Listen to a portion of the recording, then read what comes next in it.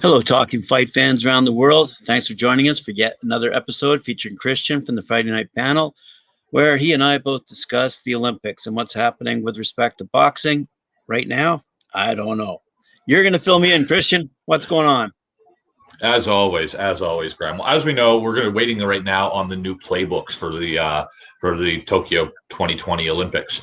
So Japan's Kyoto News Agency, citing unnamed sources, said that now athletes and staff are going to have to be tested twice within 96 hours before leaving home. And they're also going to be tested once they arrive in Japan. Now, we know that this is an update from the last playbook that said athletes and people headed to Japan for the games were going to have to provide a single test 72 hours prior to leaving for Japan, for Tokyo. So this is the first of the upgrades that we're seeing, the first thing that we're seeing that they're stepping up.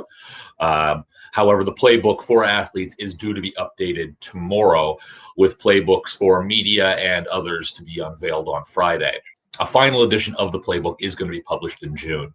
So either tomorrow or possibly Thursday, depending on what time tomorrow they actually release that, I will definitely have a look through and I'll let you guys know what updates we can expect from the athletes' perspective from the last playbook. I'll keep you guys posted on that one. Now, in a bit of an update, though, on a local story here, Mandy Bujold and her Olympic prospects at this point in time. With the clock now ticking down, Mandy Bujold's Tokyo Olympic dream, it is now coming down to a pending decision by the International Olympic Committee this week that could determine her fate. Now, we covered some of this last week, so a lot of you guys will remember this. Bujold, who is one of Canada's most successful boxers with 2 Pan-American titles as well as 11 national championships, has now secured legal representation in the fight to qualify for the Tokyo Olympics. So Bujold said, "This is the final round for me. I've got to go all in. This is how I want to end my career, on a high note with an Olympic medal on my neck.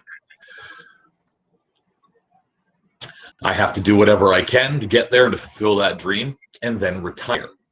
So right now, Bujold is not in line to compete in Tokyo. She was supposed to get the chance to qualify at the for the games at the Argentina qualifier next month, but due to the pandemic, it's forced the cancellation for the Americas qualifier for the second time and, well, I guess, second consecutive year and second time in a row. With no competitions now on the schedule, the IOC has to come up with a revised ranking system and are using just 3 events from between 2018 and 2019 to determine the 4 available spots in Bujold's weight class. So during the 11-month time frame that the IOC used as its ranking system, Bujold gave birth to her daughter and was not competing. And we covered a bit more about that a little bit last week, and we did a full write-up on that, so you can take a look at that if anyone is interested. Now, she was ranked 2nd before her maternity leave, and now at this point she could miss the Olympics completely because of her pregnancy and the pandemic, of course. Bujold stated plainly, "For us, this is about gender equality based on the Olympic Charter. The IOC are the ones overseeing this qualification process, and this is an opportunity for the IOC to step up." Now, Bujold has hired Sylvie Rodrigo, a friend and 28-year-old corporate litigator at Tories LLP in Toronto, to help in the fight. Now, Rodrigo said, "We are asking for a rule that takes into consideration women who may have been pregnant or postpartum during that time frame. From a legal standpoint, it goes to the fundamental principles of Olympism. The IOC in recent years has been promoting women in sports and inequity." Now, Rodrigo delivered their argument to the IOC last week and said that the timeline is tight and she expects the IOC to validate, its qualification process rules by Friday. Rodrigo said that they are prepared to go to arbitration should the IOC not rule in their favor, but she said that they do remain optimistic at this point that the organization will make the right decision and give Bujold a spot at the Tokyo Olympics. Rodrigo said that should the IOC also rule against them, it would send a very different message from the ideals of the IOC, stating, "It sends the wrong signal. It sends the signal to female athletes that pregnancy must have a negative effect on their performance." Adding, this is to even the playing field for women who were or are pregnant. that they shouldn't have to decide between having a baby or staying in the game. Bujal turns 34 just 2 days after the opening ceremonies and was in peak condition, preparing to enter to earn her spot at the Tokyo Games. And she is planning to retire after these Olympics, saying, "I want to show my daughter to never give up and to keep pushing. I know the IOC is trying to find a way to qualify athletes, but it's hard when it's all being canceled. You need to have the best athletes in order to keep the integrity of the games." So here we find ourselves, Graham, and you and I talked a little bit about this the other day, about female boxers being sidelined because of this. Because unfortunately for a lot of female athletes, this is obviously not just limited to boxing. You know, your best years from an athletic standpoint, when you're in your peak physical prime, also happen to be, you know, when you're in your physical prime for childbearing, childbirth, and for the rigors that the body and stresses that the body goes through during both pregnancy and childbirth. So it's sad that we're seeing boxers getting discounted because of this, especially seeing as she's obviously back in fighting shape now. And to discount a boxer because they've gone through the through childbirth, saying that they're not able to get back to that world class standing is just a silly thought. So I'm hoping that we're gonna see a ruling in her favor, and not just in Mandy Bujal's favor, but also just as a broad spectrum reform for what we're seeing for female athletes as part of the qualification process, right across the board. Now, we've had some people chiming in here saying, hey, don't get pregnant in an Olympic year or coming up to an Olympics. But the simple fact is, you shouldn't have to make that decision, and they should make the road back after paternity or maternity or postpartum a little bit easier for these athletes. A great example right here about a boxer who has come back from maternity and is doing great things right now, just to kind of put a fine point on this, and we hope the best obviously for Mandy, but looking to our friends across the pond here, British boxer Charlie Davidson has made a stunning return to competitive action after reaching the finals of the Belgrade Winter Tournament. Now, after last competing more than 14 months ago at the Boxing Road to Tokyo London qualifier in March of last year, Charlie Davidson secured 3 unanimous wins in quick succession at the tournament in Serbia. So the mother of 3 has flown to Belgrade with the 13-strong Great Britain boxing squad ahead of the rescheduled Tokyo 2020 Olympics and European boxing qualifier, which is scheduled for Paris in June. Fingers crossed. Now, after unanimous points wins over France's Gloria Demeldia, Belarus's Yulia Pensovich, and Russia's Alexandra Kuleshova, the flyweight has guaranteed minimally a silver medal and a place in the 51-kilogram final. So Davidson tweeted, 3 fights on the bounce, 3 unanimous wins.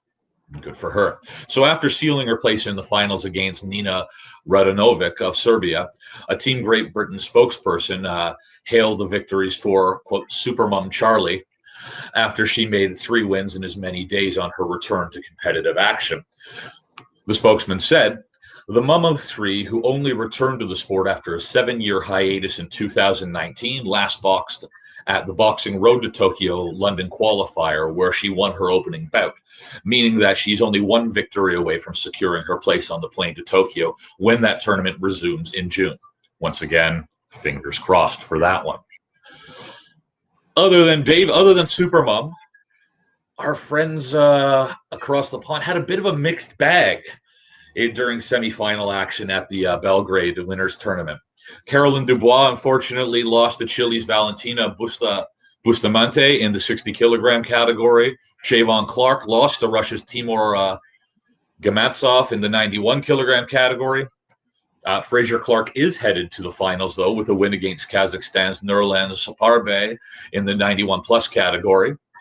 Galal Yafi suffered loss to Kyrgyzstan's Azat Yusenilov in the 52-kilogram class. Peter McGrail lost to Kyrgyzstan's Alibek Esenbek in the 57-kilogram category. Not one, but both McCormick brothers unfortunately suffered losses to Russia's Artur Sulanikov and for Luke, that is, and Serbia's Vahid Abbasov for Pat, respectively. And before I was able to get this out, Big T did chime in. Closing things out, Ben Whitaker, though, will be fighting for gold after his win against Montenegro's Peter Marcic. Yes, Big T, I was going to get to that. For those of you who don't know, friend of the show, Big T is Ben Whitaker's father. So we like to make sure we keep tabs on Ben whenever we can. So we'll be seeing a bit more from him, and we're looking forward to the gold, to hopefully a gold medal for Ben. And then maybe we can get Big T to actually pop onto the show and say a few words. We'll see what we can find. But yeah, that's what's going on in Serbia right now, and that's what's going on around the rings from an amateur standpoint the last few days. So hopefully, again, we're going to see big things from Ben Whitaker, and hopefully we're also going to get a chance to see big things coming up from Mandy Bujold come Tokyo in July. And like I said, I will keep you guys updated as the playbooks do update later this week. Yeah, I think Mandy's fighting for all women's rights in this respect. And it was interesting when we spoke to a professional fighter on Friday, Miyamoto, out of New Zealand. She's a mother of 5 children, and I believe she's undefeated right now. So you know, if Mia can do it on a professional level, I'm pretty sure Mandy can do it on an amateur level and win that gold if she's allowed to compete. And I think that's the decision that needs to be made, I think, by the Olympic Committee. Not only on her behalf, but on all women behalf. Yeah. Charlie Davidson, mother of 3, headed to into gold medal action in Serbia right now too. Yep, absolutely, great example. And thanks very much for that update, Christian. I appreciate it. And yes, I'm sure Ben will win only gold, not silver. So that's good to know.